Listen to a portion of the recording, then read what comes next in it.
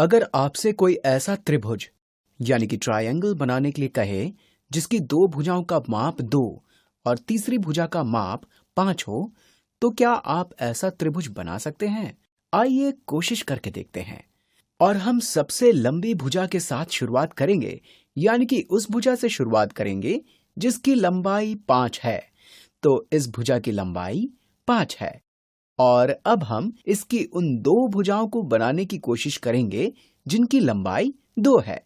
त्रिभुज की प्रत्येक भुजा दूसरी भुजा से जुड़ी हुई होती है, तो इस भुजा की लंबाई 2 है और इस दूसरी भुजा की लंबाई भी 2 है। और आप सोच रहे होंगे कि ये दोनों भुजाएं या फिर ये दोनों बिंदु एक दूसरे को स्पर्श नहीं कर रही हैं। त्रिभुज बनाने के लिए इन्हें स्पर्श करना जरूरी है, इसलिए मैं इन दोनों को और नजदीक कर लेता हूं।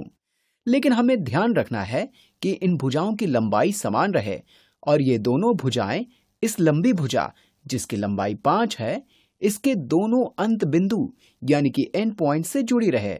अब हम इन्हें नीचे की ओर ले जाते हैं, लेकिन इन्हें नीचे लाने पर क्या होगा? आप देख सकते हैं कि अगर हम इन्हें पूरा नीचे ले आए तो भी ये दोनों भुजाएं एक दूसरे को स्पर्श नहीं करेंगी, क्योंकि 2 जमा 2 बराबर 5 नहीं होता है। इसलिए आप इस त्रिभुज को नहीं बना सकते।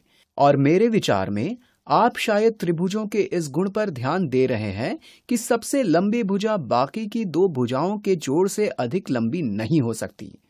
यहाँ बाकी की 2 भुजाओं का जोड़ 4 है, यानी कि 2 जमा 2 बराबर 4।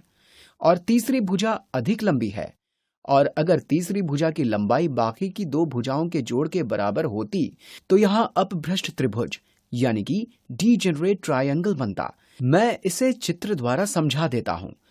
मान लीजिए भुजाओं की लंबाई 2, 2 और 4 है। अब हम एक भुजा बना लेते हैं जिसकी लंबाई 4 है, तो इस भुजा की लंबाई 4 है।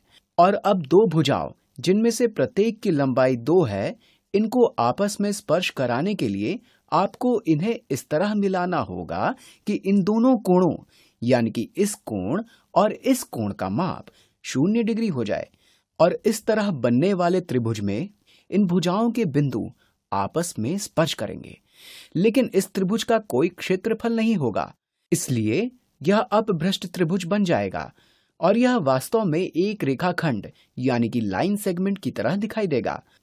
तो यह एक अपभ्रष्ट त्रिभुज यानी कि डीजेनरेट ट्रायंगल है। एक गैर अपभ्रष्ट त्रिभुज बनाने के लिए इसकी अन्य 2 भुजाओं की लंबाई का जोड़ सबसे लंबी भुजा की लंबाई से अधिक होना चाहिए। उदाहरण के लिए आप आसानी से ऐसा त्रिभुज बना सकते हैं जिसकी भुजाओं की लंबाई 3, 3 और 5 है। इस भुजा की लंबाई 5 है और अन्य 2 भुजाएं इस बिंदु पर स्पर्श करती हैं। और हम जानते हैं कि अगर हम इन्हें नीचे लाएं तो किसी एक बिंदु पर ये एक दूसरे को क्रॉस करेंगी। और अगर आप एक अपभ्रष्ट त्रिभुज बनाने की कोशिश करेंगे तो ये बिंदु एक दूसरे को स्पर्श नहीं करेंगे। ये दोनों बिंदु लगभग 1 इकाई जितनी दूरी से एक दूसरे को क्रॉस करेंगे। इसलिए हम इन्हें बाहर या ऊपर की ओर ले जाकर एक गैर अपभ्रष्ट त्रिभुज बना सकते हैं। और इसके बाद एक और रोचक प्रश्न आता है कि क्या इन भुजाओं जिनकी लंबाई 3, 3 और 5 है, इनके साथ आप यही एक त्रिभुज बना सकते हैं? आप यह लंबाई नहीं बदल सकते, इसलिए आप इस बिंदु और इस बिंदु को नहीं बदल सकते। और इसी तरह आप इन दोनों भुजाओं की लंबाई नहीं बदल सकते। इसलिए ये दोनों भुजाएं केवल इसी जगह एक दूसरे को स्पर्श करेंगी। इसलिए केवल यही त्रिभुज इन बाध्यताओं को पूरा करता है। आप इसे घुमा सकते हैं, लेकिन अगर आप इसे घुमाएंगे तो फिर भी यह वही त्रिभुज रहेगा। यह अकेला त्रिभुज है जिसकी भुजाओं की लंबाई 3, 3 और 5 है। आप अलग त्रिभुज बनाने के लिए इसके कोणों में बदलाव नहीं कर सकते हैं।